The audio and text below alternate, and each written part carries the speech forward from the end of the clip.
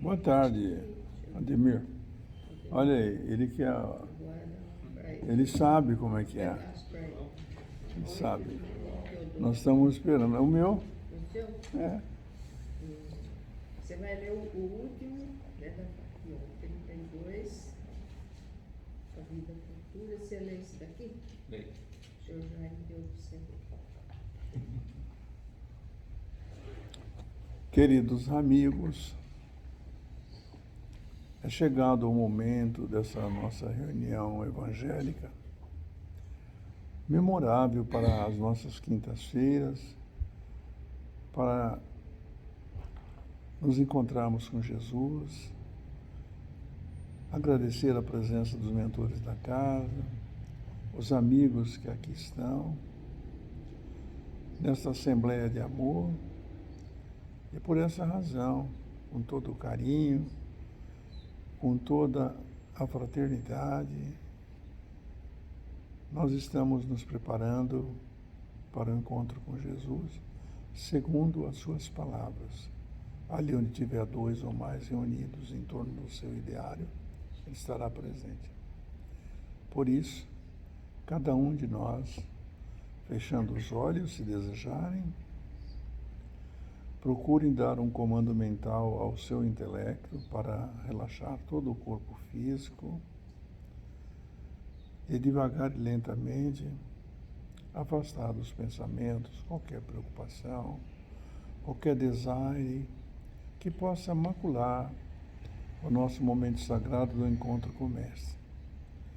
E é nesse sentido que nos entregamos aos braços do Senhor, por intercessão de Jesus, e por Ele, nele, nós aproveitamos para fazer a oração de abertura dos nossos trabalhos, dizendo: Pai nosso que estais no céu, santificado seja o vosso nome. Venha a nós o vosso reino, seja feita a vossa vontade, assim na terra como no céu. O nosso de cada dia nos dai hoje, Senhor. Perdoe as nossas ofensas, assim como nós perdoarmos aqueles que nos têm ofendido. Não nos deixe cair em tentação, mas livra, Senhor, de todo mal, porque vosso é o poder, o reino e a glória para sempre. Abertos os trabalhos, está para as nossas reflexões hoje, o capítulo 2 do Evangelho segundo o Espiritismo. Meu reino não é deste mundo. Quem é que começa? O professor Ailton. Hoje, muito obrigado, viu, Ailton, pelo seu carinho. As pessoas de bom coração, viu, que não estão no inferno, segundo a Maria Luísa, que lá também tem muita gente de bom coração. Eu só disse que até o inferno é cheio de boas intenções. É mais ou menos, né? Mas essas que eu estou nominando com o Ailton são aqueles que sempre arrumam um tempinho para fazer alguma coisa para o próximo, que não precisa ser muita coisa, mas fazer alguma coisa. Dá um bom dia, não é? Ademir, dá uma boa tarde, um abraço, uma alegria de sentir que estamos em um ambiente de Jesus. Então, professor. Pilatos, tornando a entrar pelo palácio, e tendo feito vir Jesus, disse-lhe: Sois o rei dos judeus? Jesus lhe respondeu: Meu reino não é deste mundo. Se meu reino fosse deste mundo, minhas gentes teriam combatido para me impedir de cair nas mãos dos judeus. Mas meu reino não é aqui. Pilatos então disse-lhe: Sois, pois, rei? Jesus lhe replicou: Vós o dissestes, eu sou rei. Eu não nasci e nem vim a este mundo senão para testemunhar a verdade. Qualquer que pertença à verdade, escuta minha voz. São João. A vida futura. Por essas palavras, Jesus designa claramente a vida futura, que ele apresenta em todas as circunstâncias como o termo para onde tende a humanidade e como sendo o objeto das principais preocupações do homem sobre a terra. Todas as suas máximas se dirigem a esse grande princípio. Sem a vida futura, com efeito, a maior parte dos seus preceitos de moral não teria nenhuma razão de ser. Por isso, aqueles que não creem na vida futura, imaginando que ele não fala senão da vida presente, não os compreendem ou os acham pueris. Esse dogma pode, pois, ser considerado como o ponto central do ensinamento do Cristo. Por isso está colocado como um dos primeiros nesta obra, porque deve ser o alvo de todos os homens. Só ele pode justificar as anomalias da vida terrestre e concordar com a justiça de Deus. Os judeus não tinham senão ideias muito incertas quanto à vida futura. Acreditavam nos anjos, que consideravam como seres privilegiados da criação, mas não sabiam que os homens pudessem vir a ser, um dia, anjos e partilhar sua felicidade. Segundo eles, a observação das leis de Deus era recompensada pelos bens da terra, sua supremacia da sua nação, pelas vitórias sobre seus inimigos, as calamidades públicas e as derrotas eram o castigo de sua desobediência.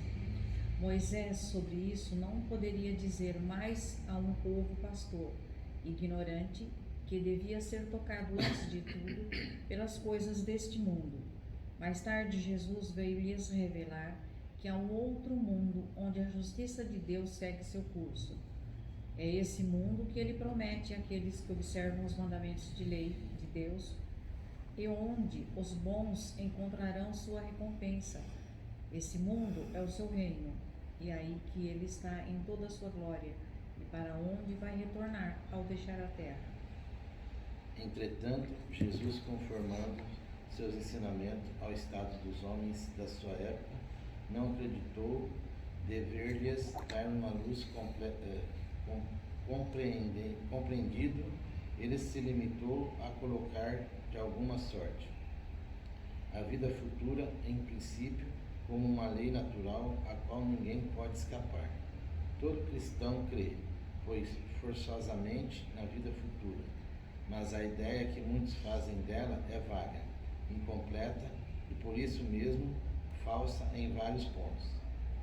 Para um grande número, não é senão uma crença sem certeza absoluta. Daí as dúvidas e mesmo a incredulidade. O Espiritismo veio completar nesse ponto, como em muitos outros, o ensinamento do Cristo, quando os homens estavam amadurecidos para compreender a verdade. Com o Espiritismo, a vida futura não é mais um simples artigo de fé, uma hipótese. É uma realidade material demonstrada pelos fatos, porque são as testemunhas oculares que vêm descrevê-la em todas as suas fases, em todas as suas peripécias, de tal sorte que não somente a dúvida não é mais possível, mas a inteligência mais vulgar pode fazer ideia do seu verdadeiro aspecto, como se imaginasse um país do qual se leu uma descrição detalhada. Ora, essa descrição da vida futura é tão circunstanciada, as condições de existência feliz ou infeliz daqueles que aí se encontram são tão racionais que podemos dizer, apesar disso, que ela não pode ser de outra forma e que está lá a verdadeira justiça de Deus.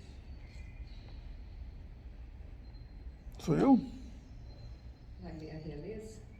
Não precisa. Eu gostaria de fazer porque hoje nós estamos repletos de pessoas para poder externar o seu pensamento, o que enriquece o Evangelho é exatamente isso. Eu queria fazer um preâmbulo, antes de iniciarmos propriamente o capítulo Meu Reino Não É Deste Mundo, para dizer que Pilatos, naquela ocasião, nesse momento histórico, ele muito se esforçou para não deixar que o Sinédrio crucificasse Jesus. Foi um empenho extraordinário. E por que isso? Porque, em primeiro lugar, a sua esposa, Cláudia Prócolis, tivera um desdobramento, ou seja, na linguagem comum, um sonho. E logo pelas primeiras horas da manhã, ela disse: Pilatos, não vá condenar um inocente. Um aviso transcendental para que ele tomasse esse cuidado. Daí a gente começa a enxergar por que ele se insistiu em não aceitar a condenação imposta, na verdade, por Caifás e a sua trupe. Tanto que mandou dar 70 chibatadas, falou: para mim está satisfeito, e acabou. E mandou depois também Jesus para Herodes. Esta é a ideia dele. E ele sabia também que Jesus, pelo seu comportamento, pela sua atitude, pela sua atividade, ele não tinha nada que pesasse contra as suas notas, os seus ensinamentos. Então ele fez de tudo para isso. Por isso surgiu a história do Barrabás, né? Que é aquele momento que até hoje também está preservado na história da humanidade, quando o presidente e a maioria das nações libera o condenado, não é? Então, ajeitou lá uma trupe para que eles pudessem fazer exatamente isso. Quando pediram para escolher entre um e outro, eles gritaram, já convenientemente pagos pelas moedas, viu? Barrabás, Barrabás. Pois bem. Então, dito isso, nós vamos agora começar com a Maria Luísa, para ela falar sobre essa proposta do meu reino não é deste mundo. Que é a Isso sua é bem visão? interessante para nós, né? Porque a gente se esquece que depois de tudo isso aqui, a gente tem a continuidade, né? Que a nossa vida é uma só. Um período aqui, um período do outro lado. Então a gente acha que precisa sempre de mais, precisa ter isso, precisa ter aquilo, precisa ser isso, precisa ser aquilo, se preocupando só com o aqui e o agora. A gente precisa, lógico, de muitas coisas, mas precisa, a necessidade primordial nossa aqui é procurar o esforço para ser melhor, para se instruir, para ter um bom relacionamento com os outros, principalmente com a nossa família, os mais próximos, procurar estender a nossa mão para quem quer que precise, procurar um sorriso, um abraço, um bom dia, procurar estreitar laços, não adquirir coisas, que os bens materiais aqui ficarão todos. Eu acho que o que fica mais assim em evidência nesse trecho aqui é o que Jesus disse: meu reino não é deste mundo. E a gente se sente assim como um rei aqui. O dono da rapadura, né? Então, a gente se sente assim um rei aqui quando a gente consegue tudo que a gente quer. Quando a gente consegue se achar melhor que o outro, porque melhor ninguém é que ninguém, somos todos filhos de um mesmo pai. Mas a gente fica com aquela ideia fixa de que é o aqui e o agora e eu preciso ser melhor, conseguir mais. Então, nós ainda temos o nosso reino aqui. Então, a gente precisa lembrar-se sempre disso, né? Do que Jesus disse: meu reino não é desse mundo. Eu preciso sim de coisas materiais para eu viver. O homem do preciso. mundo. E se eu for uma pessoa que tiver algum entendimento, eu uso disso para fazer também benefícios para outrem. Mas a gente tem sempre a ideia primeira de que o reino, que é tudo aqui, se resume tudo aqui. Então que a gente guarde isso, que fixe bem, né? Essa frase de Jesus: meu reino não é desse mundo. É verdade.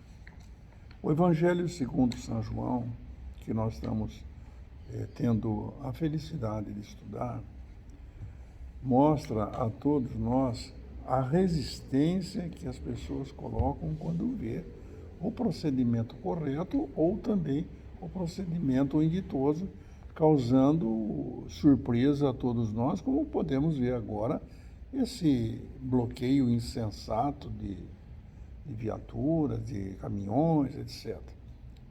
Por que estou dizendo isso? Porque, na verdade, meu reino não é desse mundo, nem Pilatos se deu conta de que era essa a verdade. Ele disse, mas então você não é, seu reino não é desse mundo? Ele pergunta de novo, né? É o texto do Evangelho. E ele diz, você o disse, você o disseste, é você que está falando. Meu reino, eu sou rei, mas não daqui, desse outro mundo que a Maria Lúcia está falando. Esse outro mundo é o mundo de amor, mundo de estima, de consideração. Não é esse mundo que eles decidiram fazer os aconchavos para poder incriminar Jesus. Professor, o que você acha aí desse meu reino não é desse mundo? Bom, isso é como até o próprio Evangelho que fala para nós, esse é o ponto central de tudo aquilo que ele veio e trouxe para nós. Olha, se fica bem claro que o meu reino não é desse mundo, onde que fica esse reino? Como é que eu faço para chegar lá? Quais são minhas dificuldades? O que eu preciso fazer? E todo o Evangelho dele, todas as colocações que Jesus fez quando esteve por aqui, levam a esse ponto central. Então, quando ele fala sobre nós, sobre a maneira como nós agimos, como a Ana Luísa bem falou, né? De que a gente quer isso, quer aquilo e vive pela materialidade, essa é uma das razões que a gente precisa prestar devida atenção nessas colocações que ele faz. Porque os caminhos para chegar a esse mundo no qual ele é rei são muito bem claros aí para nós. São essas mudanças necessárias da maneira como nós encaramos o mundo. E cada um de nós, por sua própria característica, por sua própria natureza espiritual, que somos todos diferentes, independentes um do outro, cada um de nós aqui, nessa vida, tem a sua história, né? Que, dentro da particularidade, não está ligada, nós não nos ligamos praticamente fora daqui da casa, quando a gente se reúne, a nossa vida pessoal é independente uma da outra, né? E o nosso espírito é muito mais ainda. O nosso espírito tem uma experiência extraordinária por todo o tempo de existência e por todo o tempo que a sua racionalidade, esse pensamento, permite que fosse guardando tudo aquilo que fez. Tudo aquilo que fez de certo, tudo aquilo que fez de errado, segundo as orientações evangélicas, estão resumidas na maneira pela qual nós vivemos, a maneira que define nossa personalidade. A personalidade de cada um não é ditada pelo momento em que o espírito habita e vai aguardando com que o nosso corpo vá se formando desde o momento de fecundação. A nossa personalidade, a nossa maneira de encarar o mundo já vem com o próprio espírito. Apenas que ele não exerce, neste momento em que cada um de nós vive, todas as suas características. Por quê? Porque cada um de nós tem um objetivo reencarnatório a vir para cá. Antes de encarnarmos, foi determinado qual seria o nosso caminho ideal para esse mundo. Então, muitas das nossas características fazem parte mesmo da nossa personalidade que está escondida no nosso inconsciente, aqui não se manifestam porque nosso corpo não foi preparado para isso.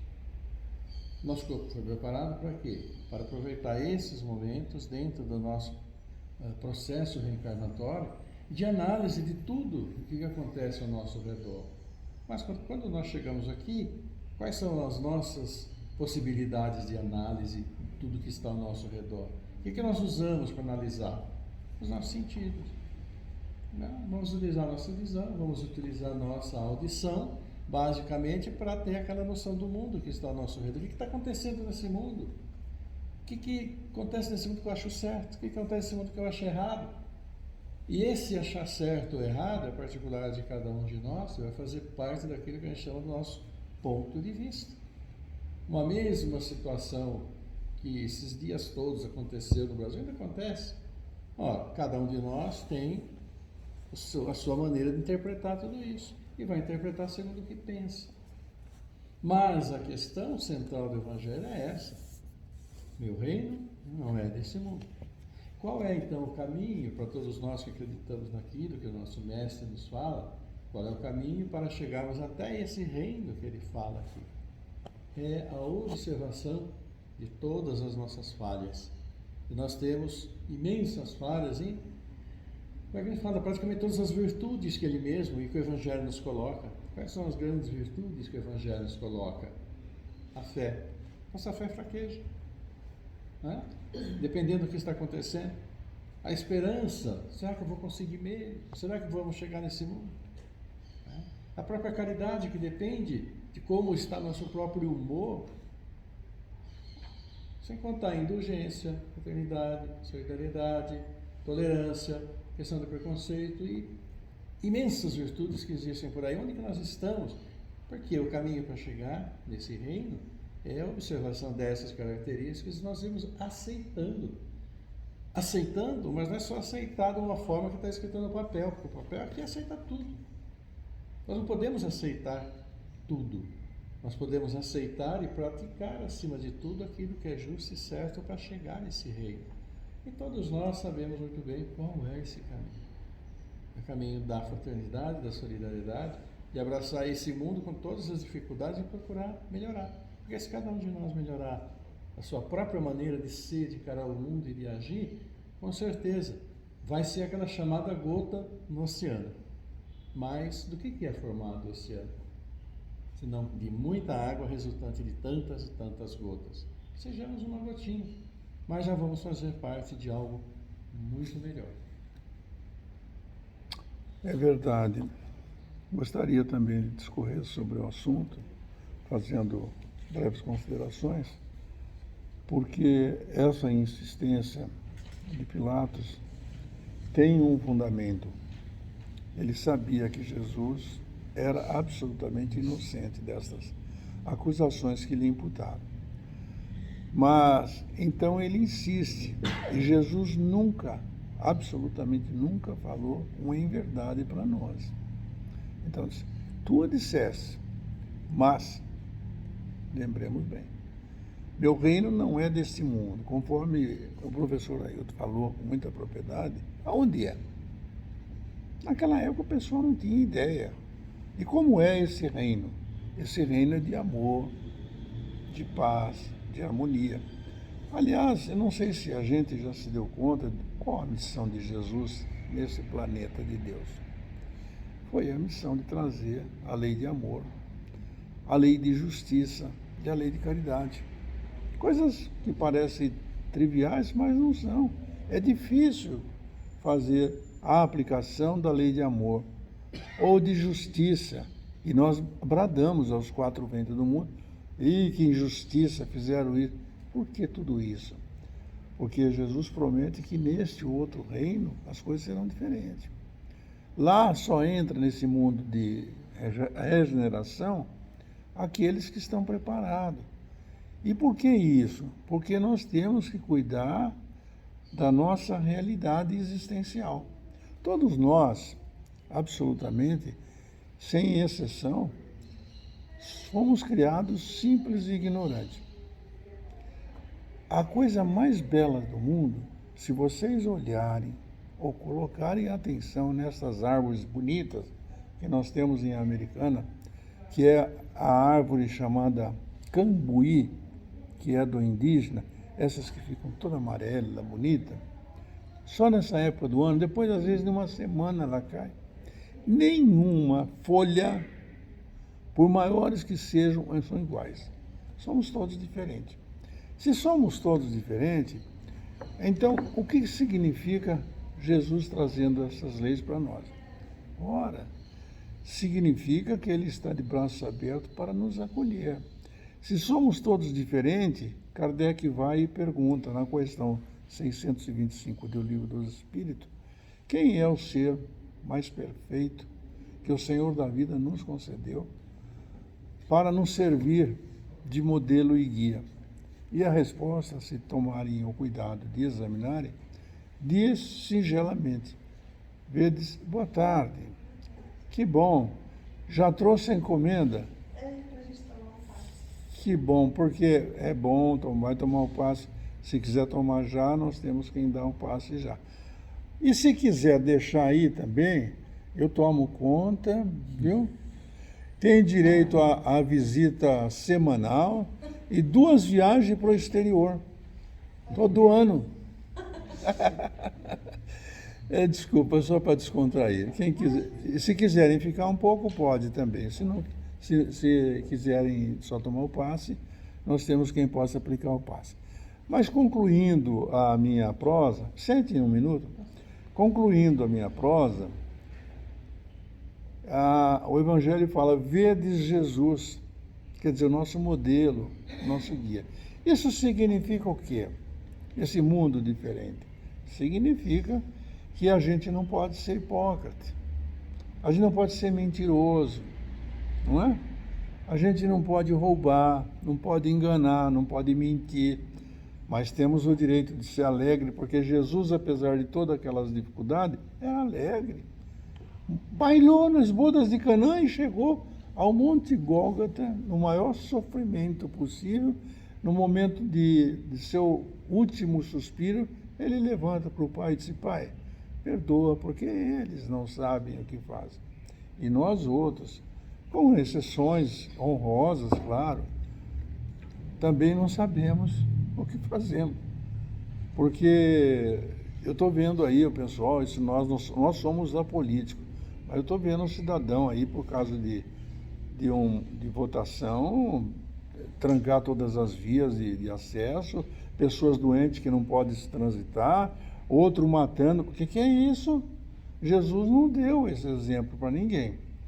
Então, esta vida futura, como Jesus prometeu, é as bem-aventuranças, os aflitos, os desesperados, estão aqui nessa vida futura que está reservado para cada um de nós. Então, digamos que, na palavra do Evangelho, o Espiritismo veio completar, neste ponto, como em muitos outros, o ensinamento do Cristo. Ele não podia dizer naquela época que o mundo dele era esse, porque não era. Mas Pilatos começou a apertar o cerco, falando, tem que dizer, como é que não? Você entrou aqui num burrico cheio de palmas, de não sei o que, vai ter que dizer. Você está dizendo que eu sou, mas eu sou mesmo, só que não sou daqui. Eu sou de outro continente, de outra pátria, é a pátria espiritual. Então, o título de rei que pretende, mas sobre a terra, não terá também uma realeza? Claro. Tem a realeza, o rei da música, o rei do futebol, etc. É outra coisa. Mas o transcendental é só nosso. É só de Jesus. Entretanto, confirmando o seu ensinamento dos homens da sua época, não acreditou dar-lhe uma luz completa. Eles não iriam entender. Aliás, não entendemos até hoje a grande verdade. Quem é que pode imaginar, só fazer essa consideração para fechar o nosso pensamento, quando eu penso naquela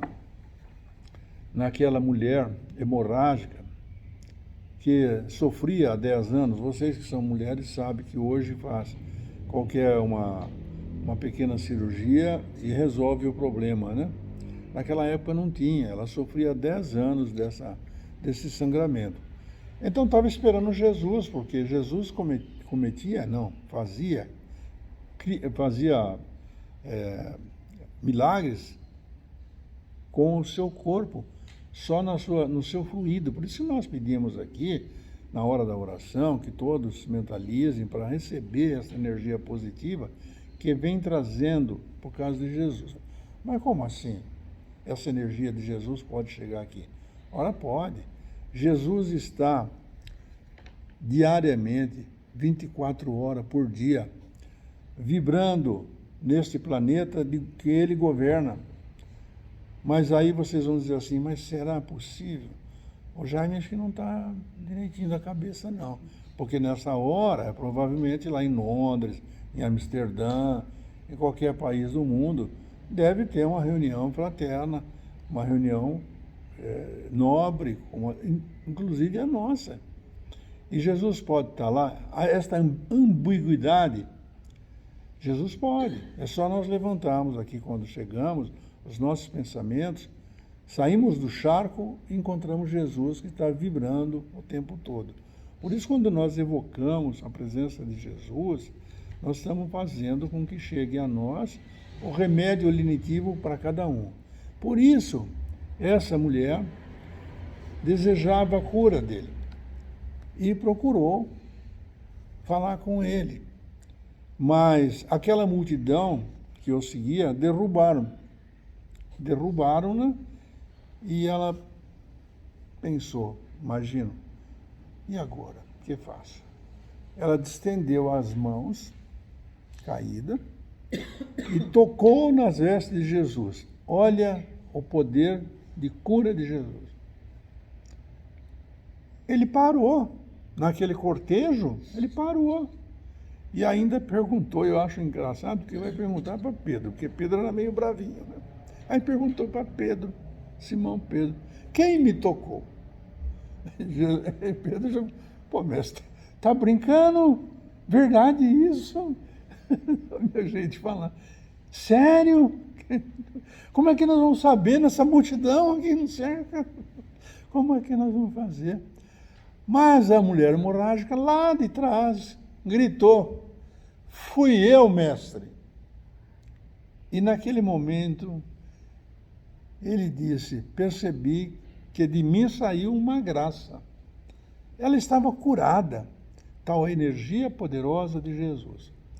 Mas, honestamente, amigos queridos, tanto desse lado como do outro, nós não chegamos nem perto ainda das lições de Jesus. O nosso mundo ainda é de provas e expiações. Como é que podemos imitar Jesus? Temos as lições, está aqui, estamos lendo, e cada vez que nós tivermos a oportunidade de fazer uma leitura dessa, mesmo pela palavra dosificada do Ayrton ou da Maria Luísa, porque cada um de nós vamos evoluindo devagar e lentamente. O Evangelho é o mesmo no nome, mas as nossas considerações são outras. Por isso Jesus disse que nos mandaria um outro Consolador, para não explicar. Quem que pensou que a mulher de Pilatos deve dar um alerta para ele, cuidado, não vá condenar o inocente? Foi um desdobramento, que naquela época nem sabia o que era. Então, amigos, eu estou dizendo isso porque o reino do Cristo não é deste mundo. Porque eu estou vendo gente ainda matar o pessoal na Rússia, não é? Na Ucrânia. Eu estou vendo gente aqui no Brasil matar um outro companheiro porque ele pertence ao lulismo, o outro... O que é isso? Diz o filósofo Voltaire, eu não sei se, na verdade, tem uma pequena dúvida aí, se ele seria o autor desse axioma, mas a verdade é que dizem que ele estabeleceu um axioma dizendo que ele pode não acreditar, não confiar em tudo o que ele diz, mas haverá de morrer dizendo o teu direito de dizer. Então, como é que nós vamos proceder, cada um de nós aqui? O Evangelho não é para os outros.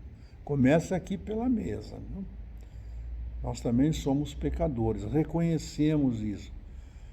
E eu tenho tanta certeza disso, porque de vez em quando eu fico meio entristecido, sabe, dona Cristina?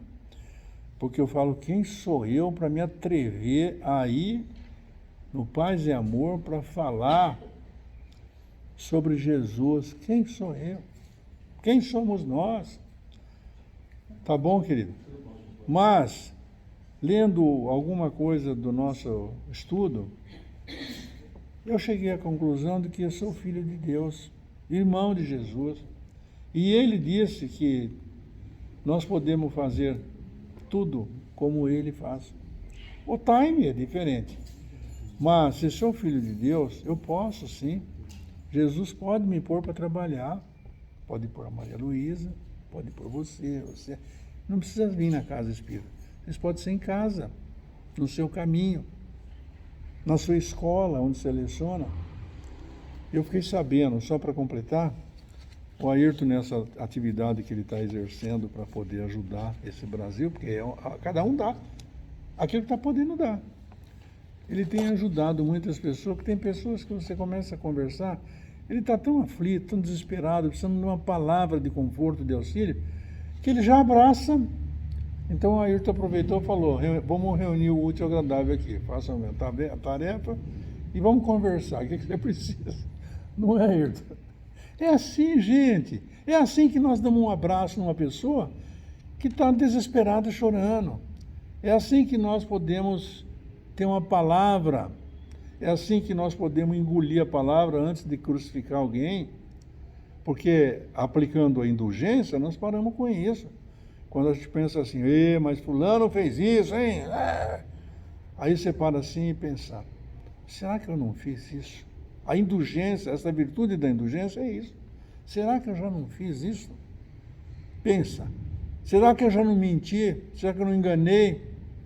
Será que eu já não fui desonesto? Pergunte à sua consciência. Onde está depositada a lei de Deus? Na questão 621 do Livro dos Espíritos. Por isso, eu quero que todos, ao saírem desta casa hoje, não só nós aqui desse lado da vida, mas os nossos irmãos do outro lado, que se dignaram a vir, os pecadores, vir ver e ouvir o pecador falar, eles estão conscientes disso, de que nós estamos conscientes de que precisamos fazer isso para trabalhar com Jesus. Aliás, de forma absolutamente informal, eu e o Ailton e mais uns amigos lá, que nas terças-feiras vamos à rádio, fazemos um programa chamado Mensagens de Amor para Você. Vocês não fazem que coisa linda, não sabem. Nós temos mais de 300 contatos de primeiro grau, conversando, a pessoa liga, só para dizer, para minha esposa fulana, um bom dia. É toda maneira que nós estamos crescendo para Jesus, para encontrarmos esse reino de Deus que Jesus diz que tem.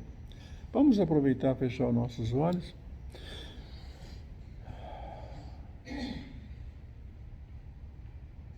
Meditar sobre a figura amorosa de Jesus, que está aqui entre nós, e pedir a Ele, como só ia acontecer, que nos abençoe nesse momento, que abra os nossos caminhos, nossos olhos, o nosso procedimento, para começar a compreender devagar e lentamente, mais e mais, o propósito de nossa existência neste mundo de provas e expiações. Vamos pedir, Senhor, que nos dê condições para servirmos de instrumento, a fim de que possamos transmitir as energias celestes, dos esplendores celestes, a cada um dos nossos queridos amigos aqui e agora, mas também aqueles do outro lado da vida que se dignaram a comparecer nesta casa de Deus, em nome dos trabalhadores e em nome de Jesus. Aproveitarmos, Senhor, pedir que o Mestre querido distenda esta energia poderosa para aqueles irmãos que estão nos hospitais, nas casas de saúde, nos orfanatos, embaixo das pontes, aqueles que não têm o que comer, aqueles que não entenderam, aqueles que brigam, aqueles que fazem guerra. Todos somos irmãos em Cristo e poderemos conseguir chegar a sentir essas vibrações amorosas que daqui parte em direção aos corações afetuosos. Com isso, pedimos também, Senhor, que faça com que a energia poderosa nossa, transmitida pelos os mentores, chegue às nossas casas, nossos familiares, nossos amigos e abençoe a todos. E para que nós possamos ter também um resto de dia pleno de felicidade. Sê conosco, Jesus, agora e para sempre.